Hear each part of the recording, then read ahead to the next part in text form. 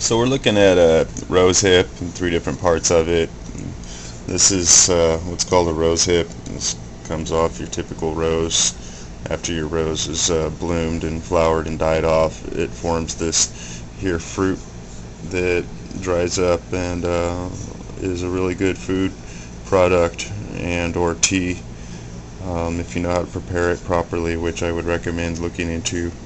You wouldn't just want to throw that in your mouth because as is, for instance, it has maybe 20 or 30 pods like such, which are pretty much little rocks. You wouldn't want to chew on those. Those are like raw rice or something. They're very hard, and each one of these little teeny pods breaks into a smaller 20 or 30 or so seeds actually come out of just one of these.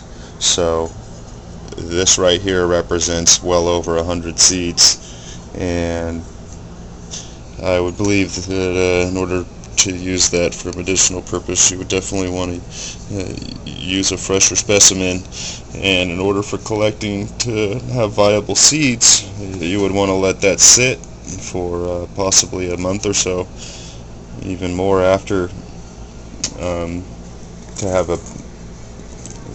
the seeds go through their stages. They need to go through a growth stage in the pod for a while.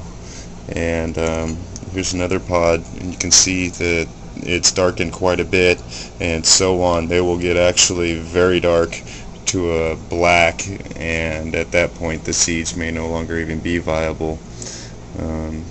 In nature, the birds wait for these pods here, which they either eat in any stage, or when it blackens up, that'll break open from the sun of the summer. This is a spring flower. It's a pink rose. It's very sweet smelling, very strong smelling, very tiny thorns that are very fragile and break right off on you. So I can see why it wouldn't be a popular florist attraction, but for a hedge it's overwhelming smell. And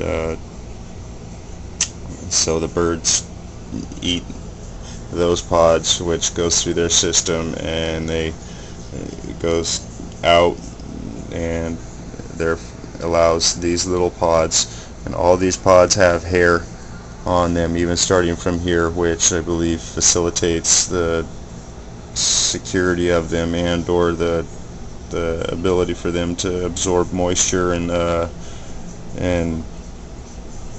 float possibly, in the air and different things. The hairs on different seeds and plants have a lot of minute hairs that serve a lot of different technical things that aren't normally immediately ascertained.